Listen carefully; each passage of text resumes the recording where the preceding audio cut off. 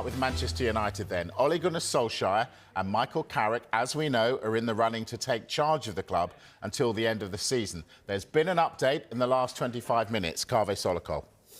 Yeah, Ole Gunnar Solskjaer is going to have face-to-face talks with the United hierarchy tomorrow. Michael Carrick has already spoken to the United hierarchy. Now, you would assume that when we're talking about face-to-face talks, it's effectively an interview with people like Jason Wilcox, Omar Barada, who are in charge of running the club under Jim Ratcliffe. I've got to be honest with you, Mike. I mean, I can't quite get my head around this because Ole Gunnar Solskjaer was sacked by Manchester United. Paid off, broken man. Now they want him back. He was sacked by Manchester United just over 4 years ago. I remember his final game, United lost 4-1 against Watford. Previously, they lost to Man City. A few games before that, they lost 5-0 to Liverpool. They were 7th in the Premier League. And they are going potentially back to him. And the other person they've spoken to is Michael Carrick, the person who took over from Ole Gunnar Solskjaer as the interim manager 4 years ago. Now, Michael Carrick, brilliant player. Ole Gunnar Solskjaer, brilliant player. But you look at their managerial record and you have to ask, what have they done that is going to be an improvement on Ruben Amorim? What have they done? Because Ole Gunnar Solskjaer, his last job was at Besiktas. He was sacked in the summer after they were knocked out of the Europa League playoffs, and then they were knocked out of the Europa Conference League playoffs by Lausanne, the Swiss club that's also owned by Ineos. And Michael Carrick, incredible player though he was, you look at his record at Middlesbrough, he failed to win promotion with Middlesbrough. Last season, they finished 10th.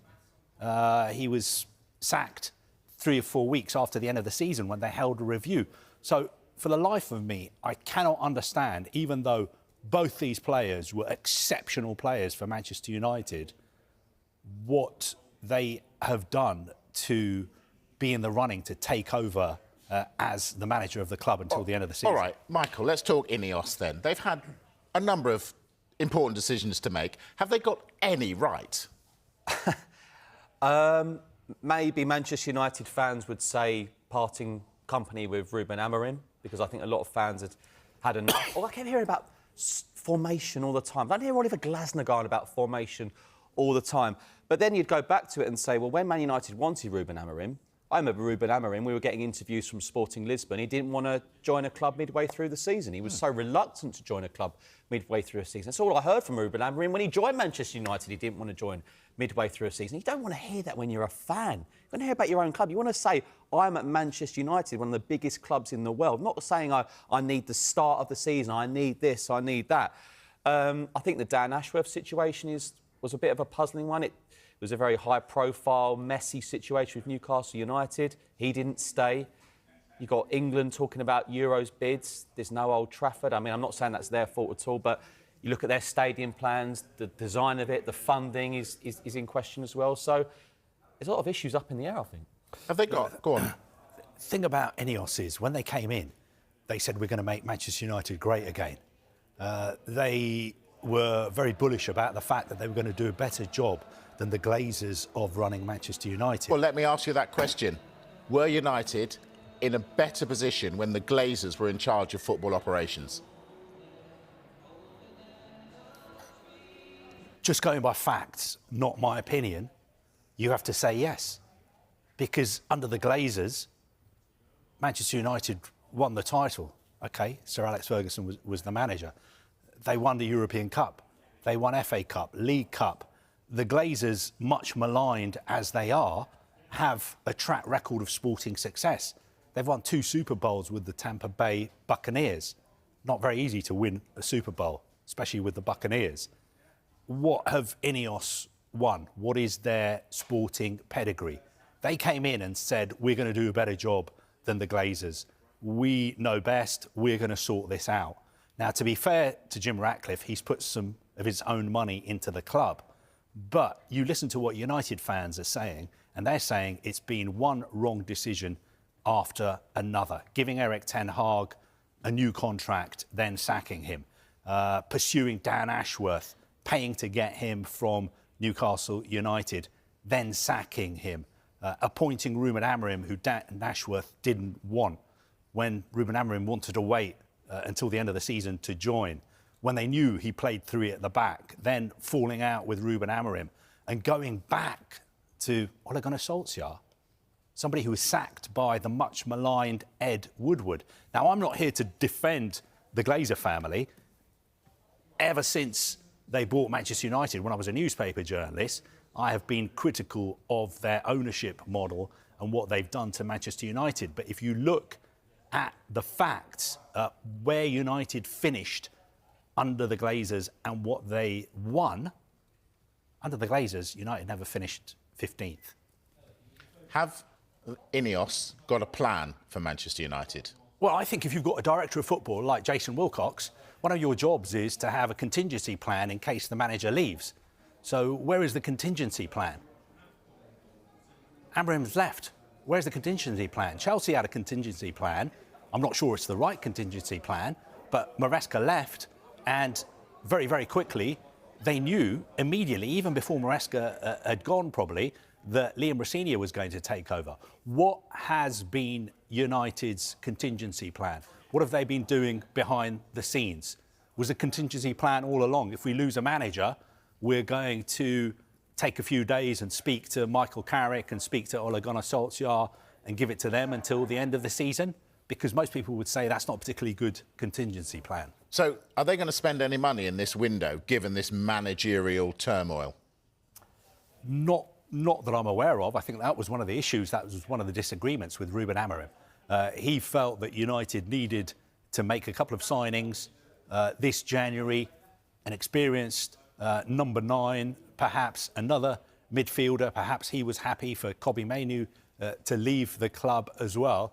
But I think the new person coming in, whether it's Darren Fletcher, Ole Gunnar Solskjaer, Michael Carrick, it's not a case as an interim where you're going to be saying, I want money to spend in January. No, your job is just to get on with the job with the players already at the club and make sure they finish in the top 5. Because I think top 5 will get you in the Champions League.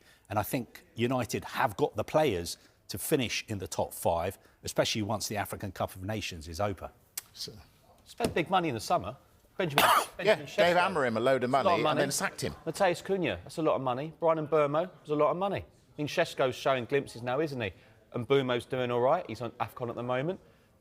Don't know. I mean, on the pitch, he's not looking too bad. He's left the club not in a terrible position, is he? Really? They could qualify for the Champions League. Manchester United without Europe is unthinkable. We've got 9 English sides in Europe, and Man United aren't one of them. Wow.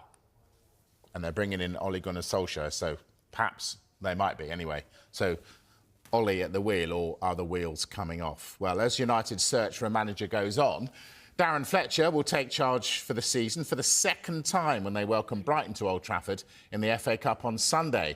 Now, Kave mentioned Mainoo. He's in line for just a second start of the campaign after falling out of favour under Amorim, and so much so that he asked to leave the club on loan in the summer. He seems in a good place. Cobby doesn't give you much, so you wouldn't know if he was in a good place or not so good.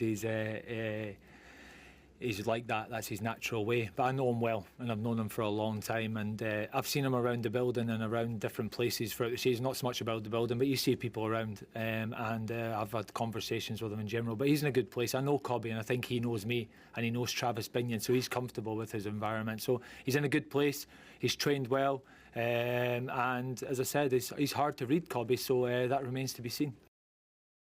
He's in a good place, he says, but then he says he's hard to read. What do you think about Mainoo's future, given the fact that Amorim has now gone? Well, I'd expect him to stay at Manchester United. Darren Fletcher does know him well because he's known him over the years at Manchester United. But look, this is a player who was selected for the Euros by Gareth Southgate. Is he going to be selected by Thomas Tuchel? It looks like it's unlikely. But look, you can't see him leaving now with what's going on with Manchester United now. He's obviously been given a lifeline, and it looks like the fans want him back as well. What do you think, Carve? Do you see him staying, or do you think his bridges have been burned? I think he will definitely stay. He's a brilliant player. He was in the starting 11 for England at the last Euros. For whatever reason, Ruben Amorim didn't rate him as highly as other people have rated him. Basically, he said to him, "You're going to be Bruno Fernandes's understudy." And that is not a good place to be if you're Kobbie Mainoo. So I think clean slate for him, and I would expect him to have a really big next 5 months, because I still think there's a chance he could get into the England squad if he wins his place back in the United team. Okay.